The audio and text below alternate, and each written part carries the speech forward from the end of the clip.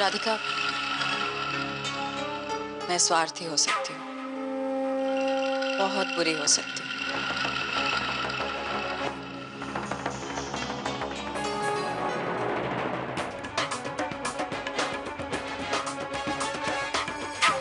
पर इतनी भी बुरी नहीं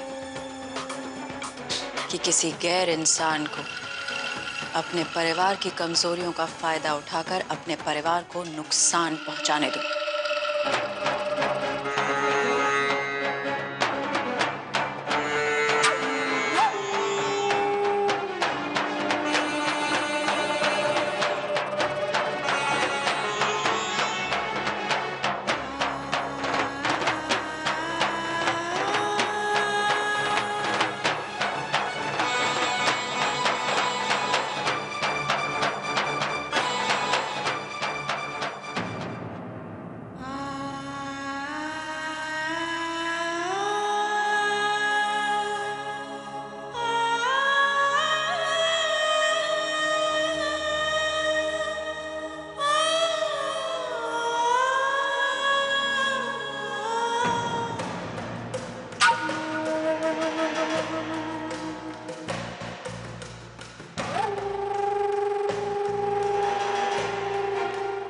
कहाँ थी आप?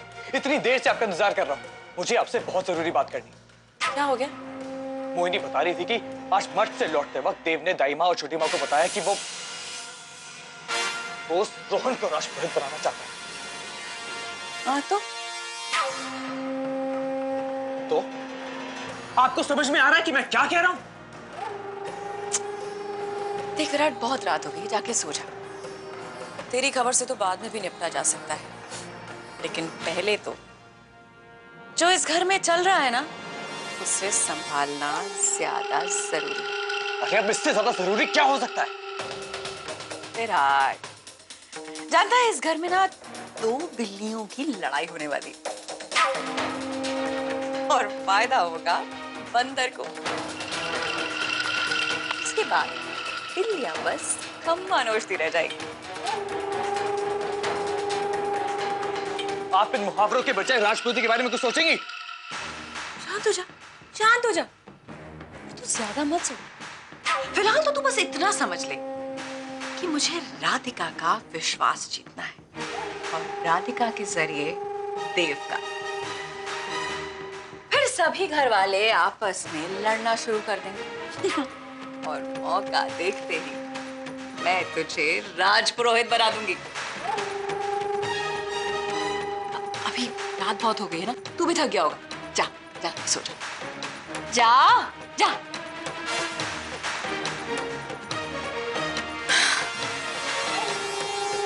राधिका को मंदिर से घर लाके देव का विश्वास तो मैंने जीत ही लिया है और बरखा को भड़काकर आग में घी भी डाल दिया है। मुझसे टकराने की कोशिश की थी, मुझसे। महेश्वरी से उलझी हो तो खामियाजा तो भुगतना ही पड़ेगा। राधिका, कुछ तो बात है। तुम ठीक तो हो ना? तुम कुछ छुपा रही हो मुझसे।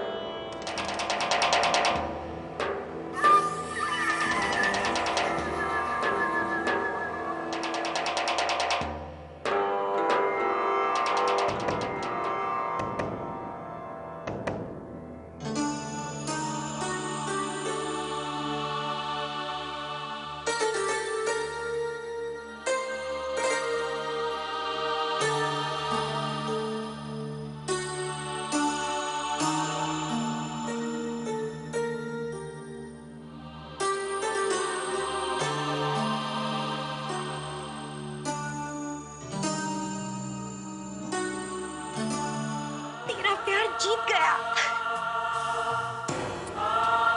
मांग में किशन कन्हैया के नाम का सिंदूर एकदम चमक रहा है।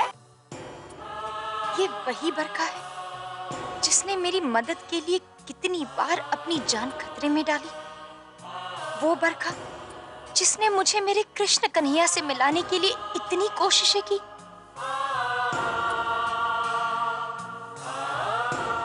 तेरे लिए तो जान हाजिर है राधिका।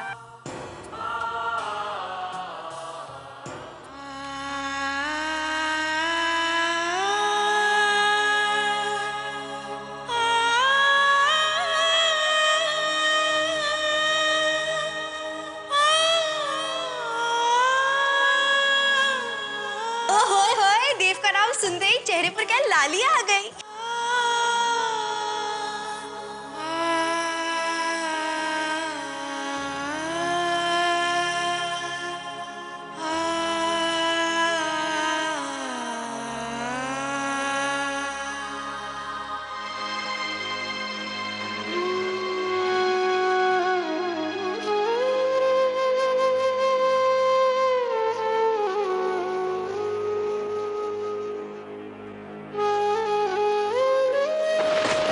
हमारे बीच में ये तेरा मेरा कब से हो गया?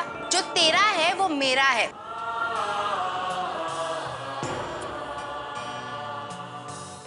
आखिर देव मेरा भी तो पति है। राधिका, तेरा नाम देव के साथ जुड़ा था, जुड़ा है और जुड़ा रहेगा। देव मेरा है। उसे मुझसे कोई नहीं छीन सकता, कोई नहीं, राधिका भी नहीं।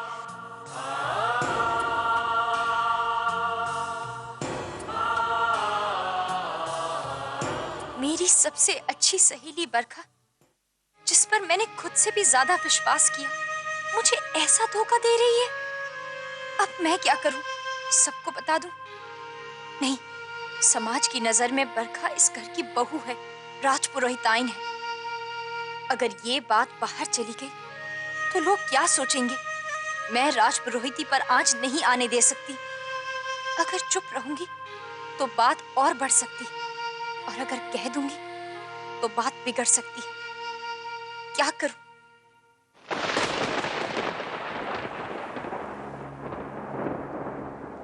अगर बरखा ने घर को नुकसान पहुंचाने के लिए कोई खतरनाक कदम उठा लिया तो अब तो सब कुछ कानूनन रूप से भी उसके नाम है। जब तक कोई उपाय नहीं सूझ जाता, मुझे इस बारे में किसी को कुछ नहीं बताना चाहिए।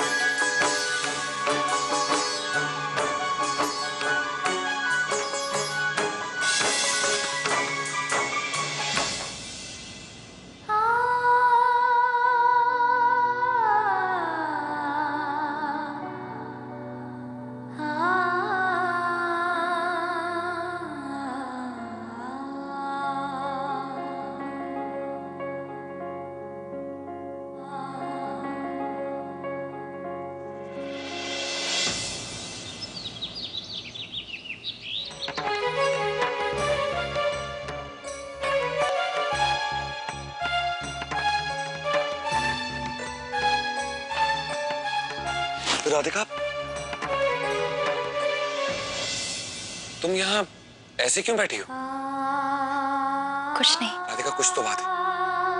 पर तुम तो वहाँ बरखा के साथ रहने वाली थी ना, क्योंकि उसकी तबीयत ठीक नहीं।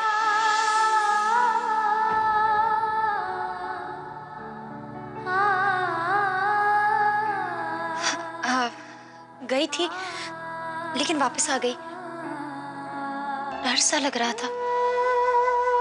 आपके पास ही रहने का मन था। तो पर मुझे उठाया क्यों नहीं? मुझे नीचे जाना चाहिए। बहुत सारी तैयारियां करनी है। पितृपक्ष का भोज है। राधिका, तुम ठीक तो हो ना? तुम कुछ छुपा रही हो मुझसे? नहीं, कुछ नहीं। सच में बहुत सारा काम है।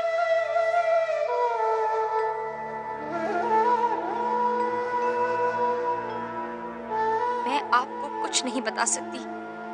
आपने गुस्से में आकर कोई भी गलत फैसला ले लिया तो सब कुछ खत्म हो सकता है।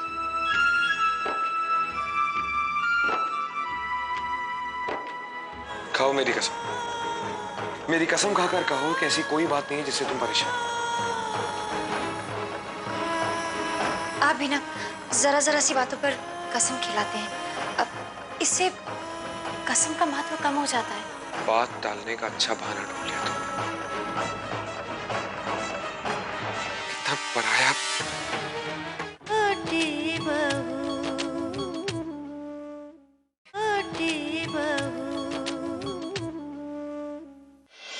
मैं जानती हूँ टाइम नहीं है, पर उस महेश्वरी ने आकर सब गड़बड़ कर दिया। जी, मैं भी यही चाहती हूँ। कब तक राधिका को मंदिर के बहाने घर से बाहर भेजती रहूंगी ताकि वो देव के करीब ना आए। रोज रोज तो ऐसा नहीं कर सकती ना, कुछ और सोचना पड़ेगा। जी, पितृपक्ष का भोज हाँ आज ही है। आपको लगता है इससे कुछ होगा? ठीक है, मैं यही करूंगी।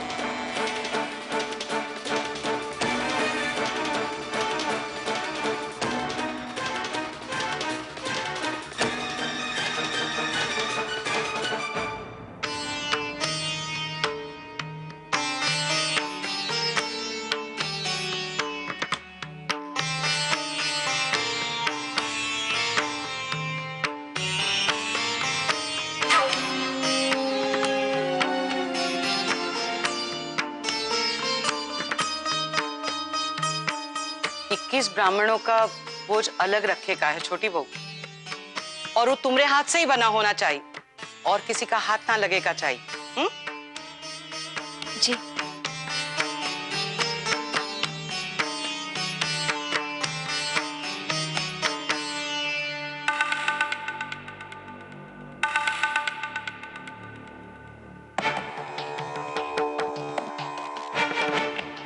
छोटी बहू, क्या बात है? थकी हुई लग रही हो। तबीयत तो ठीक है ना? नहीं छोटी माँ, मैं ठीक हूँ।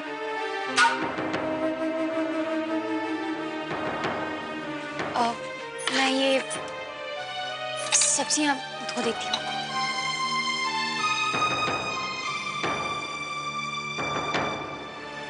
वो ब्राह्मणों को लिवाए के लिए क्या हुआ मछली बहू? क्या सोचे रही हो? ताइमा, वो राधिका कुछ परेशान सी लग रही थी।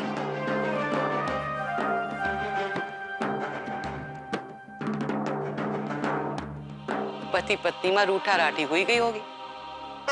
छोटी सी बात है, आप ही सुलझ जावेगी। देव और राधिका में झगड़ा क्यों होगा?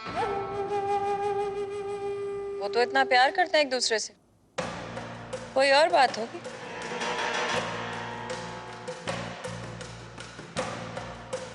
देव स्नान करके आ गया? पूरा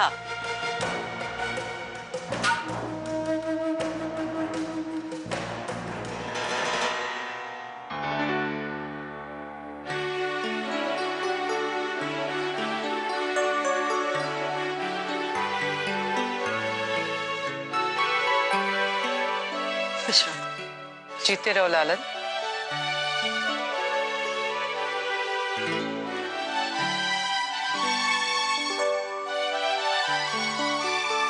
खुश।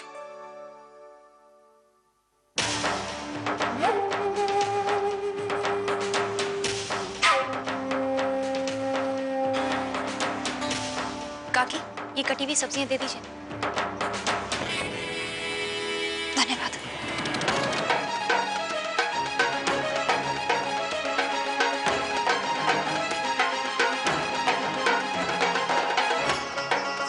क्या मुझे चाय मिलेगी? जी, तुम्हारे हाथ की?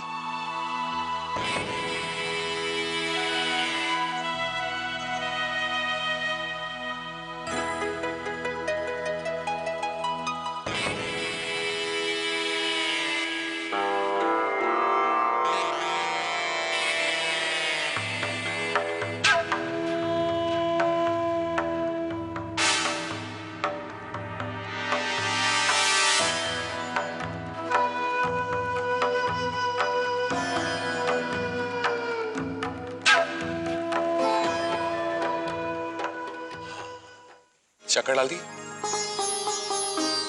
डाल दो ना।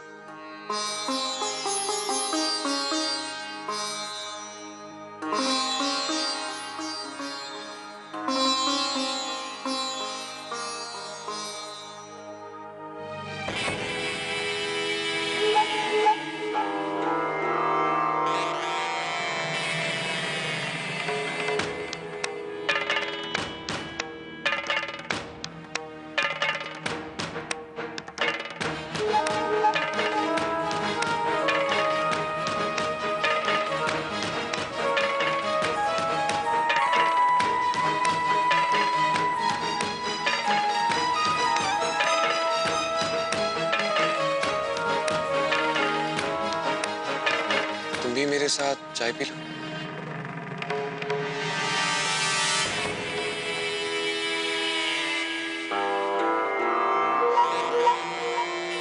जी नहीं, मैंने सुबह पी ली है।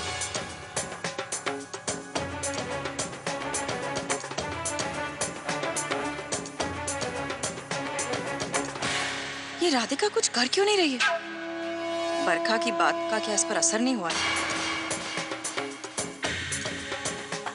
देव, क्या सोच रहे हो? सोच रहा हूँ कि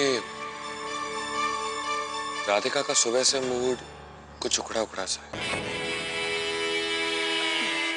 बहुत काम है बेचारी के सर पर। तुम जानते हो, उसे 21 लोगों का खाना अकेले बनाना है। कोई इसकी मदद भी नहीं कर सकता। बेचारी को टेंशन होगा ना। किसी और को होगी, मेरी राधिका को नहीं। 101 ब्राह्मणों का खाना वो अकेले बना चुकी है, बिना कोई शिकन लाए। मेरी मानो तो जब तक तुम यहाँ हो, राधिका से कुछ सीख लो, बाद में जाके काम में आएगा। और आगे से किसी से कहियो मत कि खीर में गरम मसाला डालत है।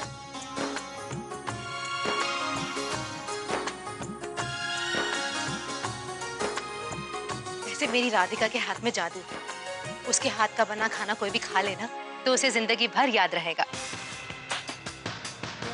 राधिका के खाने में आज भी कुछ अलग ही स्वाद होने वाला है छोटी माँ। बहुत दिन तक याद रहेगा। मैं भी आई। हाँ ठीक है।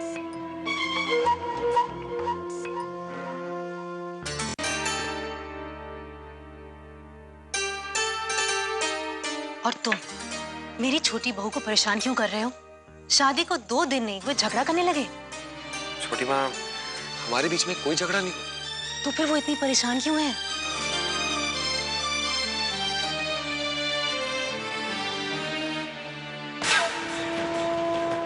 अब तो बता दो बरखा की असलियत देव को, क्यों देर कर रही हो?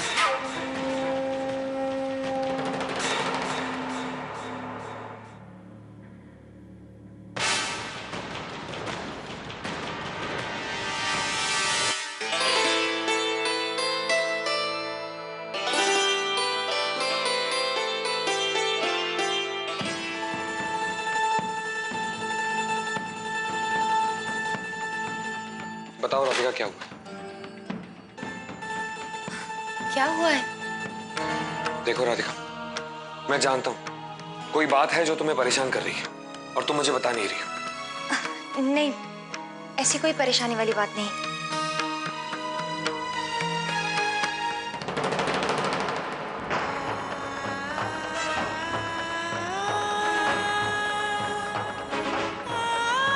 खाओ मेरी कसम। मेरी कसम खाकर कहो कि ऐसी कोई बात नहीं है जिससे तुम परेशान हो। आप भी ना जरा जरा सी बातों पर कसम खिलाते हैं। अब इससे कसम का महत्व कम हो जाता है। बात टालने का अच्छा बहाना ढूंढ लिया तुमने। कितना पराया।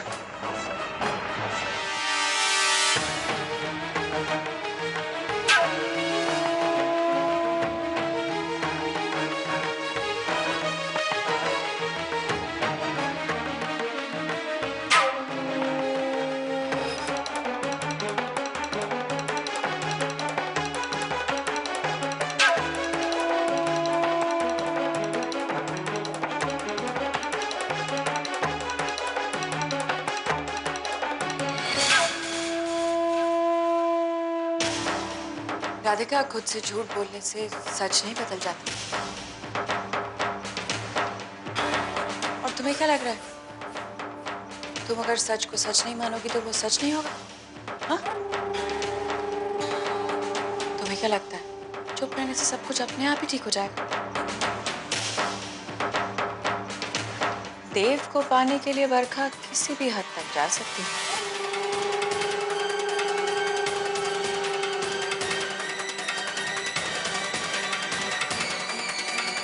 फिर बस तुम आंसू ही बहाती रह जाओ, सिर्फ आंसू।